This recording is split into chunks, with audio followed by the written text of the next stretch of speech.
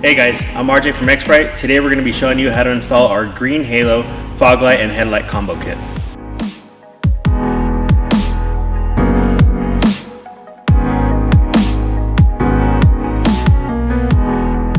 Alright, so first step is to go ahead and take off this plastic cover right here.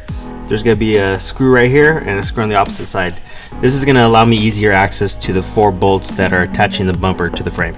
Alright guys, to take off the bumper, you're going to remove these 2 bolts. Alright guys, so to remove your bumper, first thing you're going to do is go ahead and unclip your existing fog lights. And then you're going to unbolt these 2 bolts right here.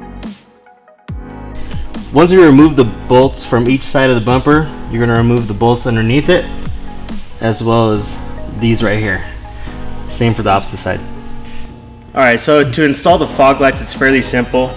All you have to do is remove the whole bracket and fog light itself with just 2 bolts that are underneath the bumper.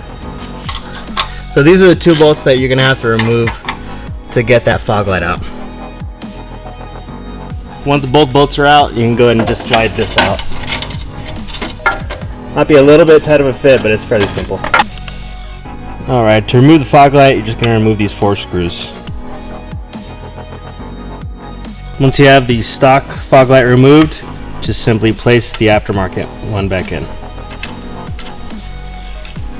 And you'll just go ahead and screw in the screws that it came with.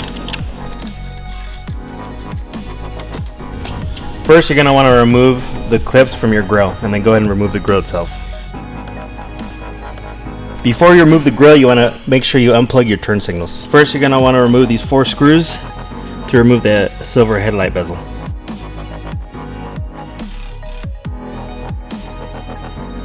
Once you're done removing those 4 screws, you can go ahead and remove the bezel.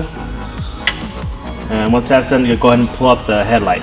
Since this Jeep has stock LEDs, you're going to need to purchase additional set of brackets